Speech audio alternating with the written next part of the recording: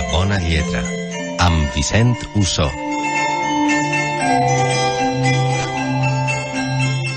Hola, Vicent, benvingut. Gràcies. Com estàs? Molt bé.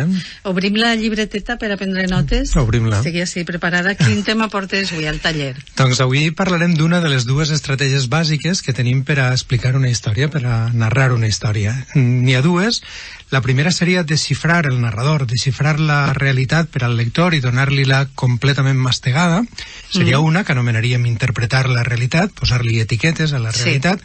I l'altra seria ensenyar-li els fets al lector i deixar que siga ell qui els descodifique i qui traga les seues pròpies conclusions. D'aquesta segona estratègia, que és la que abordarem avui, en diem mostrar la realitat.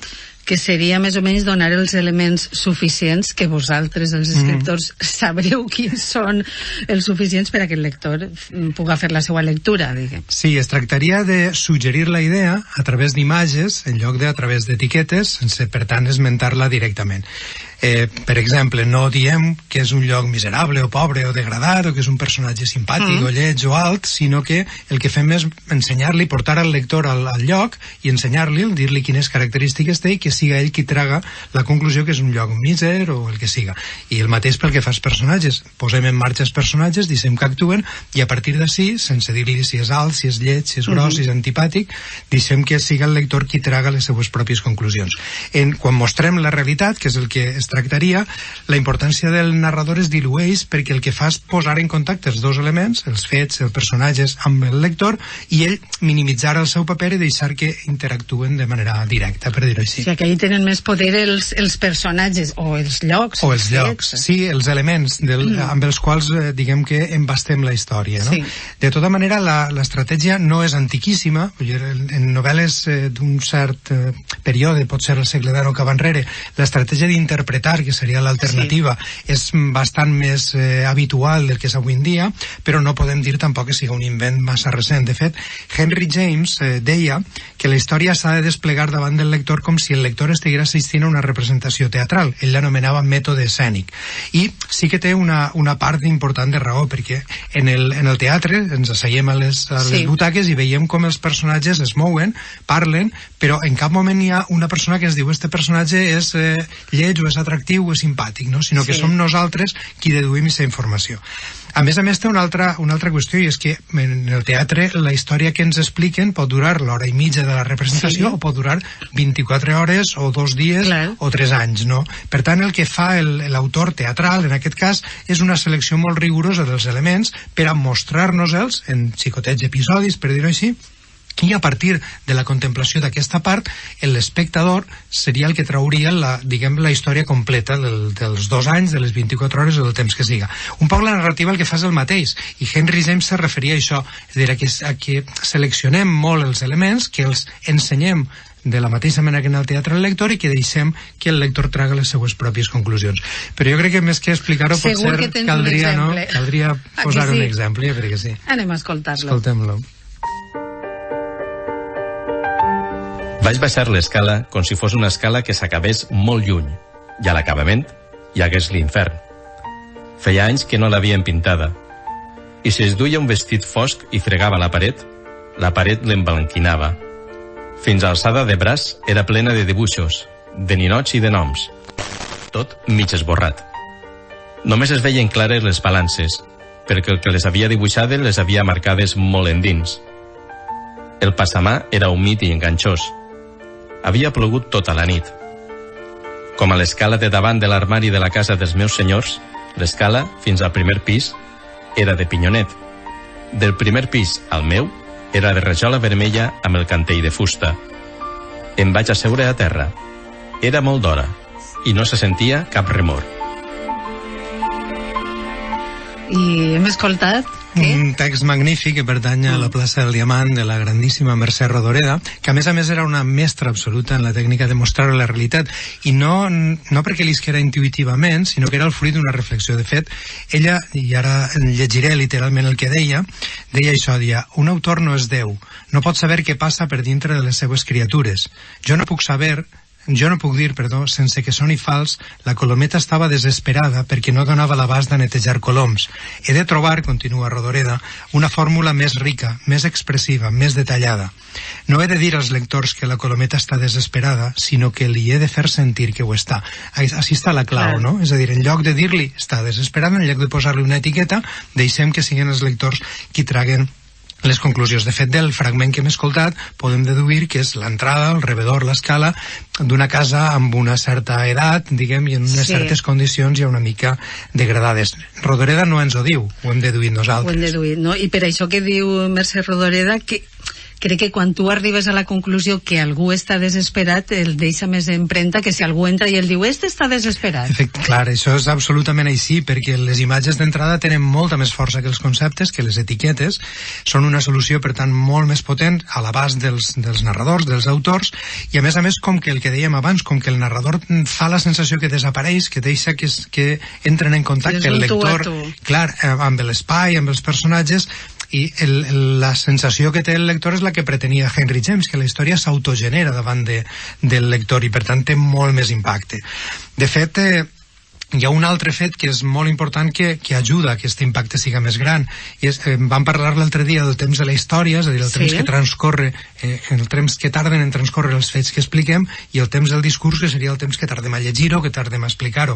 En el cas que mostrem la realitat, solen córrer parells, solen anar a l'uníson, i per tant un poc la sensació és aquesta, no? Que els fets són més vius, que el relat és més pròxim, que el lector té la sensació de que ho està veient, i per tant podem assolir una major temperatura emotiva, les coses que expliquem li arribaran molt més profundament al lector, perquè, a més, exigim que participi, és a dir, les accions mostrades se queden en no res si el lector no aporta la seva part, i en la mesura en què el lector exerceix la seva imaginació i posa en funcionament, clar, la seva capacitat deductiva, aleshores el projecte creix. De fet, hi ha autors que diuen que un text mostrat és un acte creatiu per part del lector. Caram, que bé, però també potser són textos més exigents de cara al lector.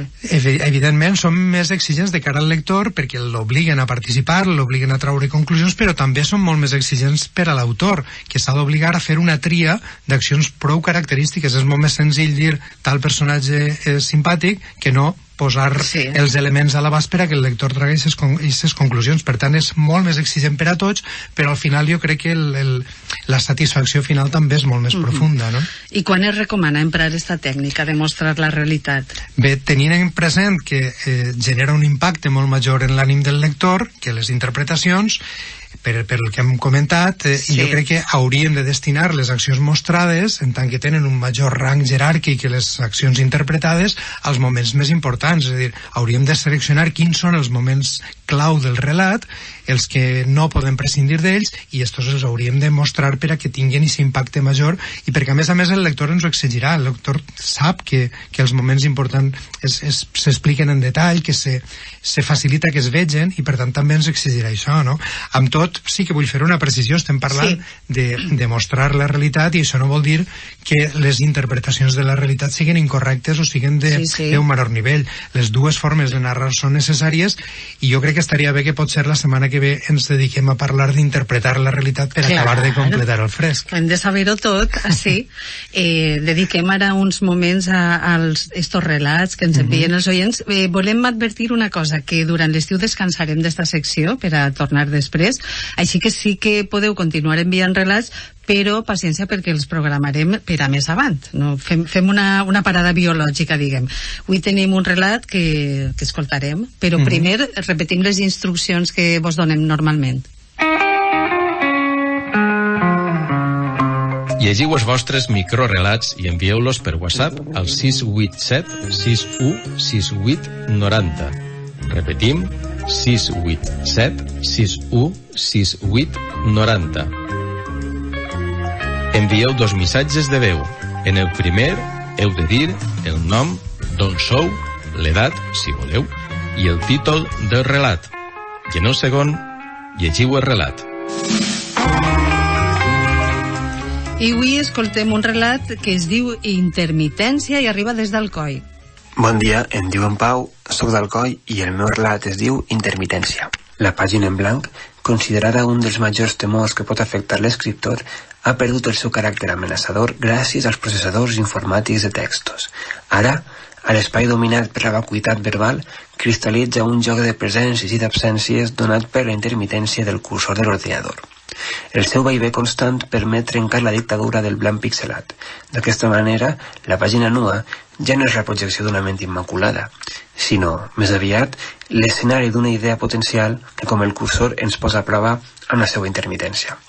Hom pot pensar que la presència interrompuda infon creativitat mitjançant un efecte hipnòtic, o que la nostra condició demiúrgica és esperonada per la dolorosa i constant pèrdua del cursor. Les potencialitats d'un cursor intermitent són múltiples, i un opuscle anomenat intermitència pot ser fruit d'una d'elles. La intermitència, què t'ha paregut? Ja no n'hi ha pàgina en blanc, diu ell. Bé, no sé si tot el món estaria d'acord. En tot cas, tampoc sé si el meu editor estaria d'acord si li enviara una pàgina amb tantes intermitències, jo crec que no. En tot cas, és molt curiós, bueno, m'agrada molt algunes imatges, com per exemple la dolorosa i constant pèrdua del cursor, no? Sí. Que sempre rebé, no? Seria un cicle. I d'alguna manera sí que s'enquadra en una sèrie de que ara potser n'ha perdut una mica de vigència, de relats o de narracions que s'inspiraven en allò que s'anomenava i que hauríem de deixar d'anomenar les noves tecnologies, no? Perquè ja no són tan noves. Ja no són noves. Quan al principi dels processadors, dels faxos fins i tot, van sorgir una sèrie d'elements, de relats, que es basaven una mica en les potencialitats d'aquests artefactes, no? Per exemple, portant-les més enllà. Recorde un relat de Pasqual Mas en el qual hi havia un fax que escrivia ell sol els contes, per exemple. Que inquietant. I això després ho ha vist en processadors de textos que van a la seva, que canvien el relat que escriu l'autor, l'escriptor, i bé, s'inscriuria una mica en esta línia que intenten veure per on agafar les potencialitats d'aquestes noves ferramentes que anem tenint a l'abast. Doncs moltíssimes gràcies pel teu relat. Com vos hem dit, tornarem a més relats, però ja després de l'estiu, així que ja tu fins la setmana que ve. Fins la setmana que ve. Adeu. Adeu.